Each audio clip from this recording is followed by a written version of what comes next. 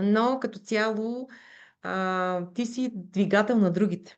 Тоест седмицата те кара да бъдеш двигател за останалите хора и лидер също така.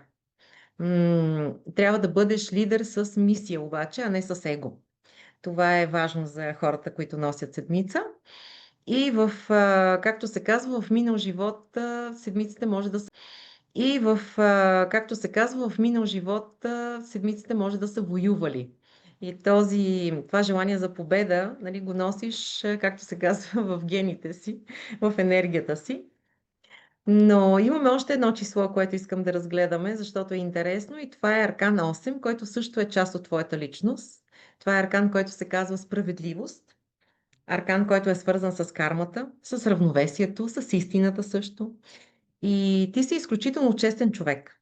Хората, които носят осмици, са много принципни, много честни, както се казва, неподкупни. Виждат къде е истината, виждат къде има илюзия.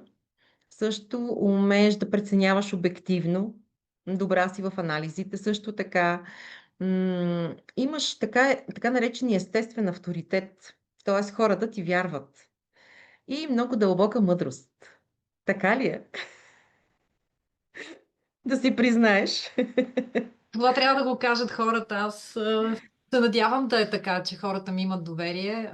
Но да, наистина нещо, което аз не понасям, е несправедливостта. Много се дразня, Да, когато има несправедливост. Просто това не ме остава равнодушна, без значение дали е към човек или към животно. да. Това са неща, които не ме оставят равнодушна изобщо.